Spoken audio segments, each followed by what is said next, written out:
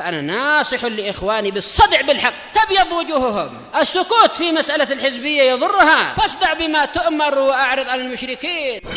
سلامي على دماج ورجالها والشيخ يحيى ودار العلم يا سلام. الرحيم. هذا سؤال من أخينا الفاضل معاذ الفرنسي حفظه الله تعالى. يقول في سؤاله: السلام عليكم ورحمة الله وبركاته. يحفظكم الله. عندي سؤال: ماذا نفعل عندما يسبب الحفظ والمراجعة صداعا بسبب التكرار؟ ربما لديك بعض النصائح جزاكم الله خيرا. فالجواب مستعينا بالله. وعليكم السلام ورحمة الله وبركاته. حياك الله أخي الكريم معاذ. إن مراجعة المحفوظات مهمة جدا ومعينة على تثبيت العلم وعلى رفعة الدرجات. وقد ذكر القاضي أبو الوليد الباجي رحمه الله في كتابه المنتقى شرح الموطأ أنه قال: إن تلاوة القرآن وحفظه من أفضل المناقب وأرفع المراتب. وأيضا الإمام محمد بن علي الرحابي رحمه الله في الرحابية المشهورة قال: فاحفظ فكل حافظ إمامه. وأيضا الحافظ الإمام ابن عبد البر رحمه الله في كتابه الجامع بيان العلم يتكلم على أهمية الحفظ قال: فأول العلم حفظ كتاب الله عز وجل وتفهمه وكل ما يعين على فهمه. طيب. وقد تقدم أبو هريرة رضي الله عنه في العلم على قصر مدة صحبته لرسول الله صلى الله عليه وسلم أي قدر كم 4 سنين لأنه قدم على رسول الله صلى الله عليه وسلم من اليمن في عام فتح خيبر 4 سنين قبل وفاة رسول الله صلى الله عليه وسلم. طيب. ومع ذلك أنه تقدم في العلم على كثير من الصحابة بسبب ماذا؟ لأنه لازم رسول الله صلى الله عليه وسلم بجل أوقاته وبعظم حرصه مع دعاء رسول الله صلى الله عليه وسلم. طيب. كما هو معروف من حديث أبي هريرة رضي الله عنه أنه قال: إنكم تقولون إن أبا هريرة يكثر الحديث عن رسول الله صلى الله عليه وسلم وتقولون ما بال المهاجرين والأنصار لا يحدثون عن رسول الله صلى الله عليه وسلم بمثل حديث أبي هريرة. إن إخوتي من المهاجرين كان يشغلهم صفق بالأسواق وكنت ألزم رسول الله صلى الله عليه وسلم على ملء بطني فأشهد إذا غابوا وأحفظ إذا نسوا. وكان يشغل إخوتي من الأنصار عمل أموالهم وكنت امرأ مسكينا من مساكن الصفة حين ينسون. وقد قال رسول الله صلى الله عليه وسلم في حديث يحدثه: إنه لا يبسط أحد ثوبه حتى أقضي مقالتي هذه ثم يجمع إليه ثوبه إلا وعى ما أقول فبسطت نمرة علي حتى إذا قضى رسول الله صلى الله عليه وسلم مقالته جمعتها إلى صدري فما نسيت من مقالة رسول الله صلى الله عليه وسلم تلك من شيء. الحديث متفق عليه معروف لديكم جميعا إن شاء الله. فالحرص مع المواظبة ومع الدعاء من أسباب قوة الحفظ وزيادة العلم وهذا كلها مع الإخلاص من أسباب التوفيق من الله عز وجل كما ذكر ذلك الإمام ابن القيم رحمه الله في كتابه الفوائد. وعلى قدر نية العبد وهمته ومراده ورغبته في ذلك يكون توفيقه سبحانه وإعانته. هذا يدل على أهمية ماذا؟ صدق النية والحرص مع المواظبة والمصابرة.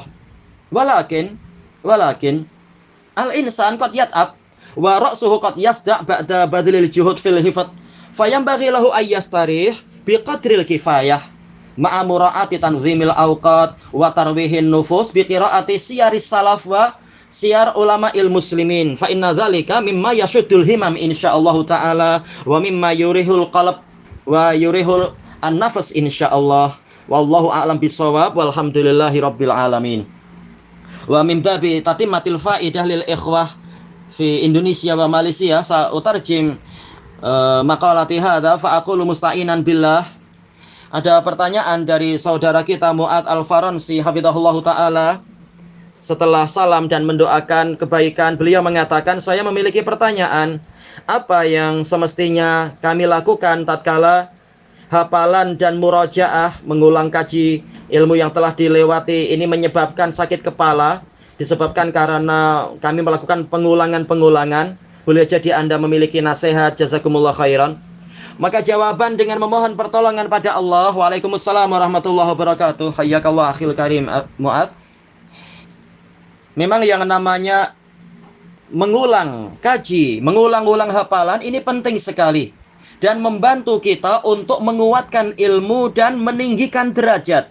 Sebagaimana telah dijelaskan oleh Al-Imam Al-Qadhi Abdul Walid Al-Baji rahimahullah dalam kitab Al-Muntaqa Syarah Muwatta, beliau mengatakan sesungguhnya membaca Quran dan menghafalkannya itu termasuk kedudukan yang paling utama dan level yang paling tinggi, tingkatan yang paling tinggi. Yaitu apa? Menyebabkan derajat orang naik. Demikian pula disebutkan dalam Rahabiyah, kitab yang terkenal karya Imam Muhammad bin Ali Ar-Rahabi, beliau mengatakan fafat fakullu hafidhin imamu. Maka hafalkanlah, karena setiap penghafal akan menjadi imam sesuai dengan kadarnya.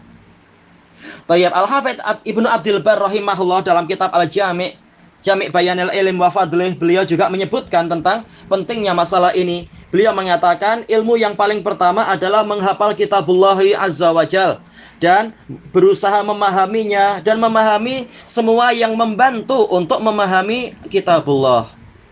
Dan Abu Hurairah radhiyallahu anhu, beliau hanya sebentar bersahabat dengan Nabi SAW kurang lebih 4 tahun karena beliau datang ke Madinah, yaitu datang menemui Nabi tatkala yaitu pada tahun Khaybar 4 tahun sebelum wafatnya Nabi.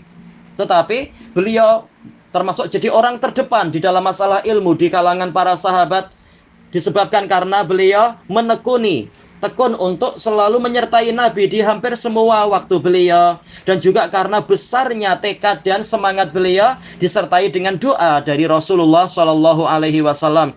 Ma'ruf hadis muttafaqun alaih dari Abi Hurairah radhiyallahu an yang beliau mengatakan, kalian mengatakan sesungguhnya Abu Hurairah terlalu banyak menyampaikan hadis dari Rasulullah SAW. Kalian mengatakan kenapa para muhajirin dan ansor tidak menyampaikan hadis dari Rasulullah SAW seperti hadisnya Abu Hurairah.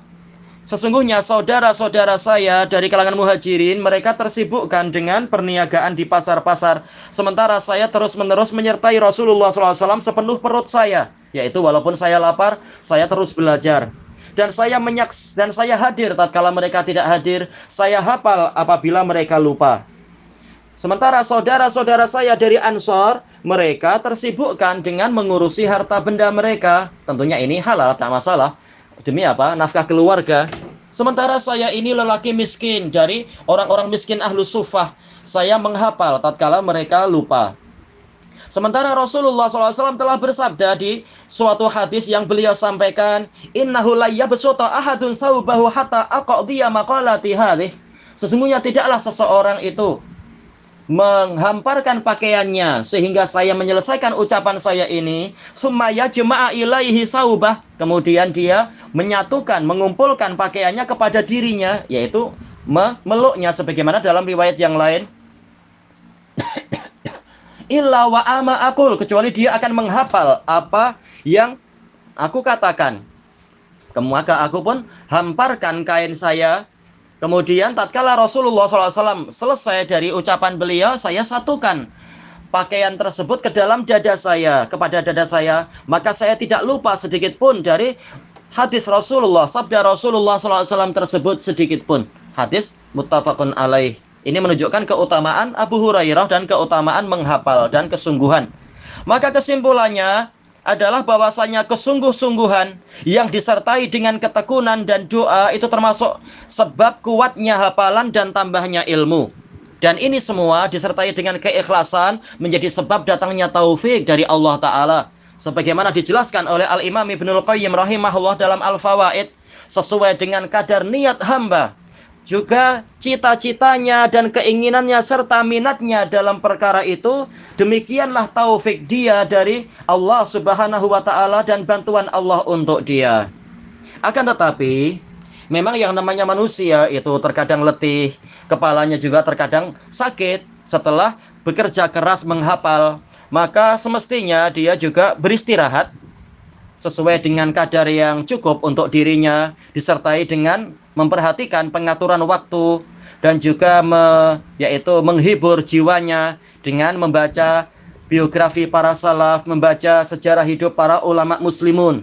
Karena yang demikian ini termasuk sangat membantu menguatkan tekad dan untuk mengobarkan semangat. Wallahu a'lam bishawab. Walhamdulillahirabbil alamin.